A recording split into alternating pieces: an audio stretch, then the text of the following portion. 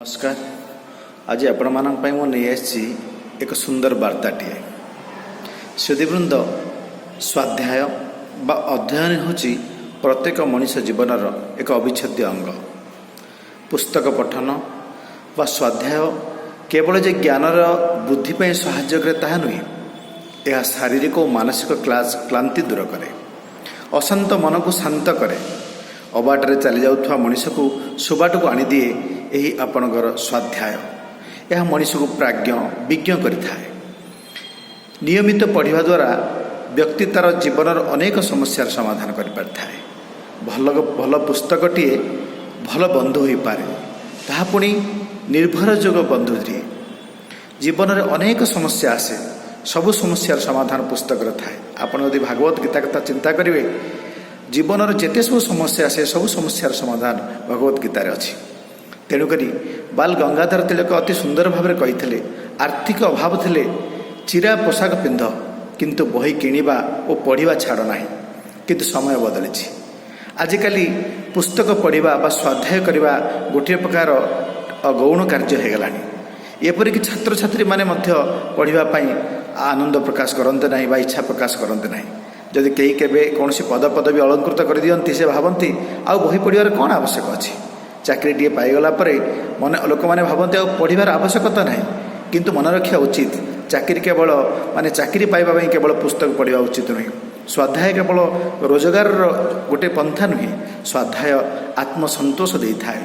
स्वाध्याय अक्षर ज्ञान ठारू निर्वाण प्राप्ति पर्यंत सबु क्षेत्र में स्वाध्याय साहाय्य करता है। आ सबुठार बड़ कथा होची जे स्वाध्याय पे कौन बयस न थाए बा कौन पद पदवीर अहंकार भी न थाए, एवं सबु स्तर रे सबु बयसर मनीष सबु व्यक्ति सबु पद पदवीर अलंकृत मनीष पढ़ा उचित। कारण पाठ पढ़ा द्वारा अध्ययन करने द्वारा एवं पुस्तक पढ़ा द्वारा आमर अनेक समस्यार समाधान होता है। एवं अध्ययन होची जन व्यक्तिर जीवनचर्या हवा आवश्यक अच्छी। बहुत समय आम भर अहंकार आसी थाए जे मु पीएचडी करिछि, मु डिलीट करिछि, मु एते बही लिखिछि, आ पढ़िबार कौन आवश्यक अच्छी। यही क्रम आसतु शुणा एक सुंदर माने कथाटीए जहाँ लिखिं आमर पुरीर शंकराचार्य गोवर्धन पीठर शंकराचार्य भारती कृष्ण तीर्थ। तांको पुस्तक थिला the secrets of India's greatness.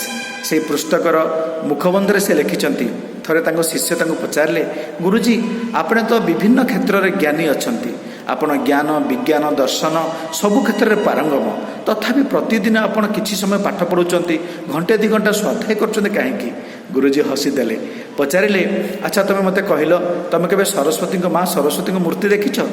शिष्य भी हसीदेला, कहला गुरुजी आम आश्रमर सबुपटे माँ बागदेवी सरस्वती मूर्ति अच्छी, ताहले कह माँ सरस्वती हस्तर कौन शोभा पाए? सी कहले ना वीणा पुस्तक धारिणी, अर्थात माँ सरस्वती हस्तर वीणा एवं पुस्तक शोभा पाए। तापर गुरुजी पचारे अच्छा ठीक अच्छी, ताहले माँ सरस्वती पुस्तक कहीं धरी, पुस्तक धरी संसार को कौन कहना चाहते माँ सरस्वती? शिष्य कहले एक सरल प्रश्न, माँ सरस्वती होती बागदेवी, माँ सरस्वती विद्यादायिनी सरस्वती, सी विद्यार भंडार, एवं सी संसार समस्त लोक मान विद्या प्रदान करती, से विद्या प्रदायिनी, से सी संसार को कहना चाहती जे मु हूँ विद्या प्रदायिनी, से पुस्तक धरी। गुरुजी को मन दुख कले, से भाव नी शिष्य पाखर एभली उत्तर पाइबे, एवं से कहले ना माँ सरस्वती से पुस्तक धरी ना, से बही लिखिं goddess of learning is still learning, अर्थात विद्या दान करुवा विद्या प्रदायन सरस्वती प्रतिदिन अध्ययन करती, स्वाध्याय करती, पढ़ती। कारण ज्ञानर परिसीमा एते व्यापक जे ताकू केही मध्य केबे मध्य पढ़ी करी से नहीं पारि माने समाप्त करि पारिबो नाही। जेते पढ़ुथबो व्यक्ति सेते परिपक्व होथबो, सेते ज्ञान हासिल करुथबो, विभिन्न प्रकार समस्यार समाधान करिवार बाट से पाउथबो। तेणु सुधीवृंद समस्ते पाठपढ़ा बा स्वाध्याय बा पुस्तक अध्ययन को जीवनर व्रत करने उचित अच्छी।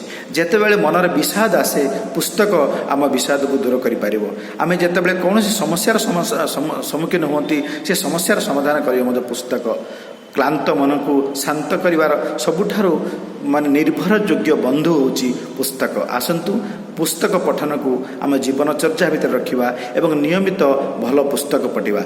नमस्कार।